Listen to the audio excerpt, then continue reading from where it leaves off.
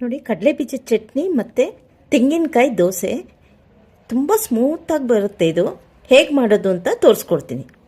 ಕಾಯಿ ದೋಸೆ ಮಾಡೋಕ್ಕೆ 1 ಕಪ್ಪಷ್ಟು ಅಕ್ಕಿ, 1 ಕಪ್ಪಷ್ಟು ಅವಲಕ್ಕಿ ಹಾಕಿ ಚೆನ್ನಾಗಿ ನೀರು ಹಾಕಿ ತೊಳ್ಕೊಂಡು 2 ಸಲ ನೀರು ಹಾಕಿ ತೊಳ್ಕೊಂಡು ಇದು ಮುಳುಗೋಷ್ಟು ತನಕ ನೆನೆಸಿ ಇಟ್ಬಿಡ್ಬೇಕು. ಒಂದು 5-10 ನಿಮಿಷ ನೆನೆಸಿದ್ರು ಸಾಕು. ಈಗ ನೆಂದಿರೋ ಅಕ್ಕಿನೂ ಮತ್ತು ಅವಲಕ್ಕಿ 5 ನಿಮಿಷ 10 ನಿಮಿಷದಲ್ಲಿ ಇದು ತಿಂಡಿ ರೆಡಿ ಆಗೋಗುತ್ತೆ. ಅಕ್ಕಿ ಅವಲಕ್ಕಿ ಹಾಕೋತೀನಿ.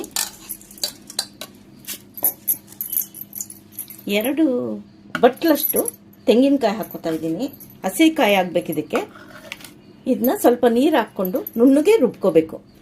ರುಬ್ಬಿಟ್ಟಿರೋ ದೋಸೆ ಹಿಟ್ಟಿಗೆ ಸ್ವಲ್ಪ ಉಪ್ಪು, ಸ್ವಲ್ಪನೇ ಸೋಡಾ ನೋಡಿ. ಈಗ ದೋಸೆ ಹಾಕಿದ್ರೆ ನೀಟಾಗಿ ಬರುತ್ತೆ. ದೋಸೆ ಹಾಕುವಾಗ ತೋರಿಸ್ತೀನಿ. ಕಾಯಿ ದೋಸೆ ಹಾಕೋದು ತೋರಿಸ್ತೀನಿ.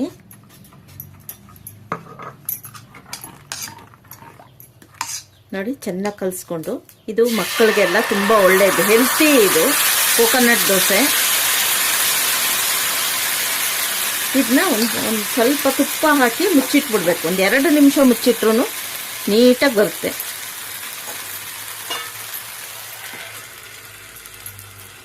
ನೋಡಿ, ಇದು ಒಂದೇ ಸೈಡ್ ಬೇಯಿಸಿದ್ರು ಸಾಕು. ನೋಡಿ ಎಷ್ಟು ನೀಟಾಗಿ ಬಂದಿದೆ. ಇನ್ನೊಂದು ದೋಸೆ ಹಾಕಿ ತೋರಿಸ್ತೀನಿ.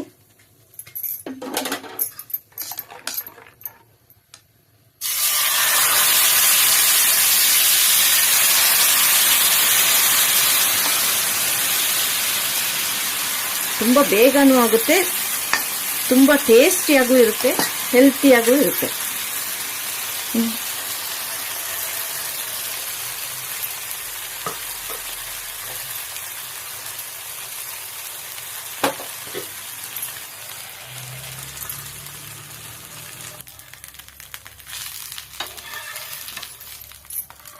ನೋಡಿ ಎಷ್ಟು ಕ್ರಿಸ್ಪಿಯಾಗಿ ತುಂಬ ಚೆನ್ನಾಗಿ ಬರುತ್ತೆ.